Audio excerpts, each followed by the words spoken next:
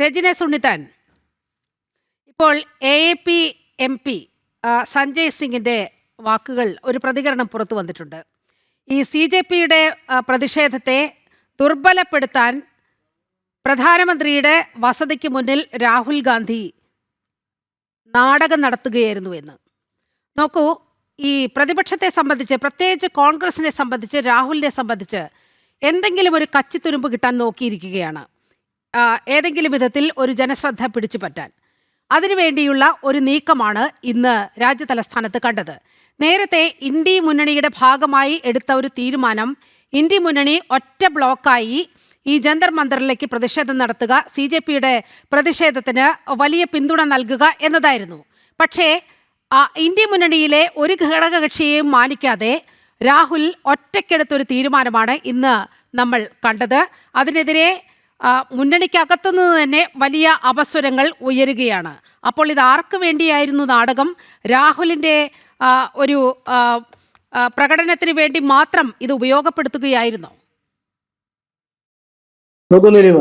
ഇതിനകത്ത് എന്താണ് സംഭവിക്കുന്നത്? നമ്മള് വിശാല മനസ്സോടുകൂടി ഇത് കാണണ്ടേ. കാരണം കേരളത്തിലെ വേറെ ശ്രീപത്മനാഭനെ പോലെയുള്ള BJPയുടെ വക്താക്കൾ അദ്ദേഹം കുറെ കൂടെ പ്രാബല്യത്തോടുകൂടി സംസാരിക്കുന്നതാണ്.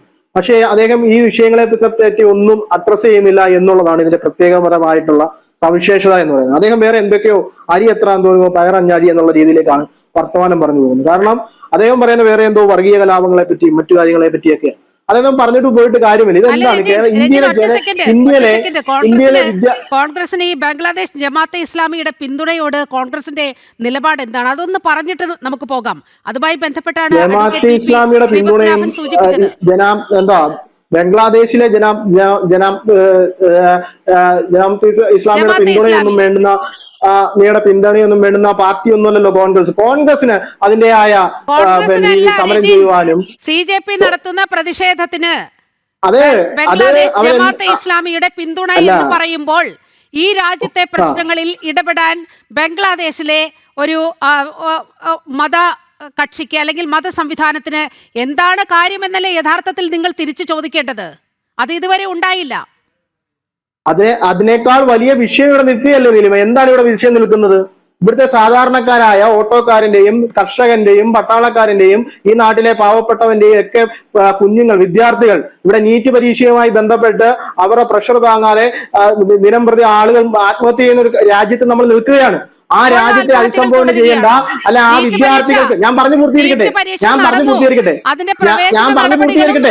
അപ്പോൾ രജിൻ, നീറ്റ് പരീക്ഷ രണ്ടാമത് കുറ്റമറ്റ സംവിധാനത്തിൽ നടത്തി. അതിന്റെ പ്രവേശന നടപടികൾ തുടങ്ങിക്കഴിഞ്ഞു. വിദ്യാർത്ഥികൾ അതിന്റെ പുറകെയാണ്. ഈ സമരത്തിൽ നിങ്ങൾക്കൊരു വിദ്യാർത്ഥിയെ ഉയർത്തിയിട്ടായിരുന്നു പ്രതിഷേധമെങ്കിൽ ഈ 17 മുതൽ 21 വയസ്സ് വരെയുള്ള കുട്ടികളിൽ ആരെയെങ്കിലും ഒക്കെ നമ്മൾ കാണേണ്ടതല്ലേ ആ സമരവേദിയിൽ? പക്ഷേ അവിടെ കണ്ടത് ഏതാണ്ട് 30 വയസ്സിന് മുകളിലുള്ള ആളുകളെ മാത്രമാണ് സമരവേദിയിൽ കാണാനായത്. അവിടെ അവരുമായി ബന്ധപ്പെട്ട രക്ഷാകർത്താക്കളും അതുമായി ബന്ധപ്പെട്ട ആളുകളും അല്ലെങ്കിൽ ഈ രാജ്യത്തെ പറ്റി ഓർക്കുവാനും ഈ രാജ്യത്തെ വിദ്യാർത്ഥികളെ പറ്റിയുള്ള ആൾക്കാരൊക്കെ ചിലപ്പോൾ ഇറങ്ങിയിരിക്കും. ഞാൻ അതിനെപ്പറ്റിയല്ലല്ലോ സംസാരിക്കുന്നത്.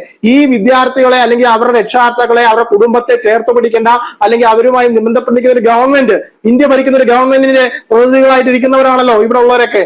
അതുമായി ബന്ധപ്പെട്ട് ഇന്ന് ഈ രാജ്യത്തിന്റെ ശ്രീകോവിൽ, അതായത് ജനാധിപത്യത്തിന്റെ ശ്രീകോവിൽ എന്ന് പറയുന്ന 2 സഭകളിലും അതുമായി ബന്ധപ്പെട്ട വിഷയം ചർച്ച ചെയ്യാൻ അനുവദിച്ചില്ലെന്നേ. അതുമായി ബന്ധപ്പെട്ടാണല്ലോ അവിടെ സമരം നടക്കുന്നത്. പ്രധാനമന്ത്രിയുടെ ഈ വസതിയുടെ മുന്നിലേക്ക് ഈ MP ഉൾപ്പെടെ പ്രതിപക്ഷ നേതാവ് ഉൾപ്പെടെയുള്ളവർ സമരത്തിന് വേണ്ടി പോകുന്നത്. അങ്ങനെയല്ലേ സമരം ചെയ്യേണ്ടത്?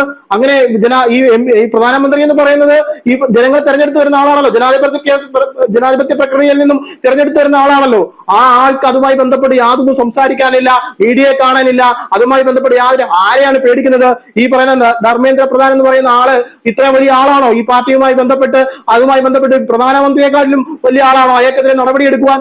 ഇത് പൊളിറ്റിക്കൽ ഈഗോ ആണെന്നേ. ഇത്രയും വിദ്യാർത്ഥിനികളെ, ഇത്രയും കുടുംബങ്ങളെയൊക്കെ അനാഥരാക്കിക്കൊണ്ട് പോയിക്കൊണ്ടിരിക്കുന്ന അല്ലെങ്കിൽ അവരെ അഡ്രസ് ചെയ്യാൻ പറ്റാത്ത ഒരു രാജ്യത്തിന്റെ പ്രതിനിധികളായി മാറിയിരിക്കുകയാണ്. ചോദ്യങ്ങൾക്ക് അങ്ങ് മറുപടി പറഞ്ഞില്ല. ഏതാണ്ട് 1 ഡസനോളം പരീക്ഷാ ക്രമക്കേടുകൾ നിങ്ങളുടെ UPA ഭരിക്കുന്ന കാലത്ത് ഇവിടെ ഉണ്ടായി.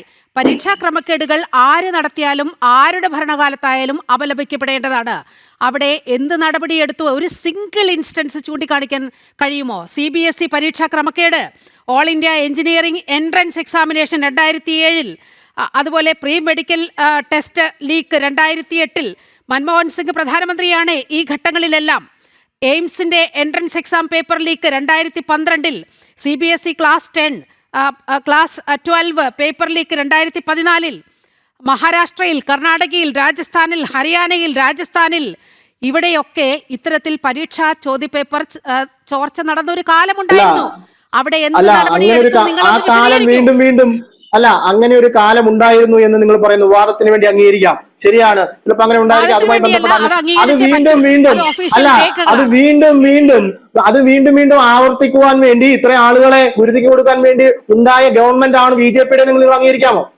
അത് വീണ്ടും ആവർത്തിക്കാൻ വേണ്ടി വീണ്ടും ഈ പറയുന്ന നീറ്റ് പരീക്ഷയെ പോലുള്ള പരീക്ഷകളെ അപാരകൾ ഉണ്ടാക്കി ഈ പറയുന്ന വിദ്യാർത്ഥികളെ പ്രശ്നം ചുമർത്തി അവരെ ഇല്ലായ്മ ചെയ്യുന്ന ഗവൺമെന്റ് ആയി മാറുന്ന ഗവൺമെന്റ് ആണ് ഇതെന്ന് നിങ്ങൾ അംഗീകരിക്കാമോ?